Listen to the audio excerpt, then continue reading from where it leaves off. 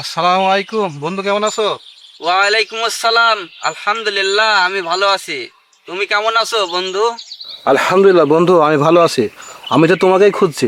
আমি তো কয়েকদিনের জন্য গ্রামের বাড়িতে যাব। তো আমার কাছে কিছু টাকা আছে, তোমার কাছে আমানত হিসাবে রাখতে চাচ্ছি। আচ্ছা ঠিক আছে বন্ধু, তোমার আমানতগুলি আমার কাছে রাখছি। তুমি চিন্তা করো না, তুমি যেতে পারো। তোমার আমানতগুলি আমার কাছে নিরাপদ থাকবে ইনশাল্লাহ। এই না বন্ধু, রাখো। আল্লাহ পাক তোমাকে উত্তম প্রদান দান করুক।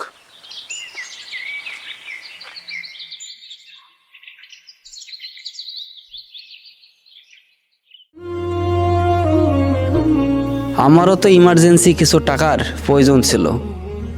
এখান থেকে নাই কিছু টাকা আমি খরচ করি, কাজ কাম হলে তখন টাকা নাই পূরণ করে দেব। আচ্ছা, আমারও তো টাকা জিজ্ঞাসা না করে নেওয়া কি ঠিক হবে? বুঝতেও পারছি না কি করি।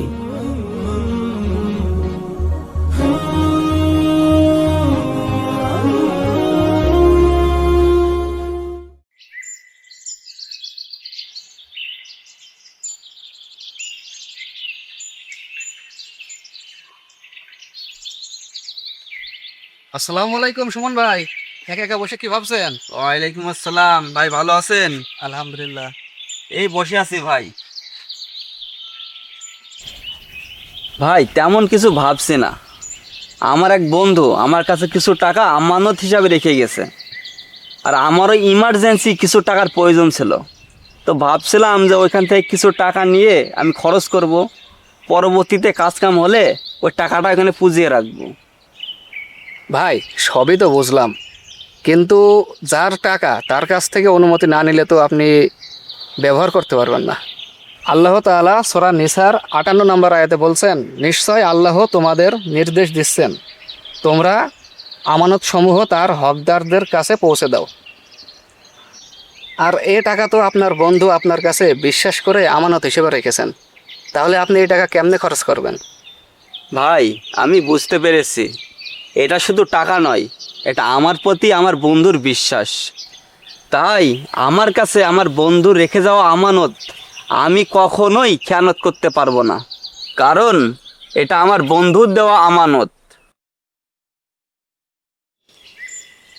অনেক দিন তো গ্রামের বাড়ি থেকে আসলাম, বন্ধুর কাছে আমার টাকা রেখেছি। যাই টাকাটা গিয়ে নিয়ে আসি।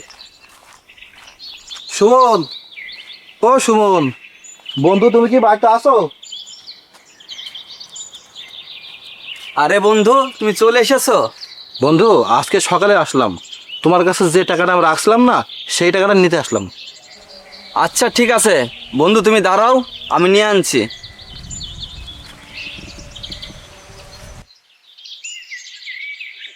বন্ধু এই নাও তোমার আমানত। যেমন দিয়েছিলে তেমনই আছে। এক মুহূর্তের জন্য ব্যবহার করার চিন্তা এসেছিল, কিন্তু আল্লাহর ভয়ে নিজেকে বিরত রেখেছি।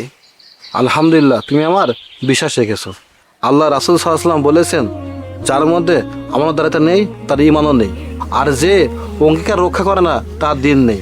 তাই আমাদের সকলের উচিত আমানতের খেয়ানত না করা, বরং উত্তম আখলাক হলো আমানত রক্ষা করা। জি, আজ থেকে আমরা সবাই আমানত রক্ষা করব ইনশাআল্লাহ।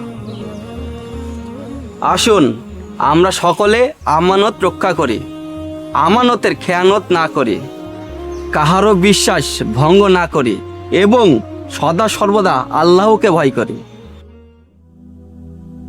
আমাদের ছিল এক মহাবীর, নাম যে ছিল তার তিতুমির।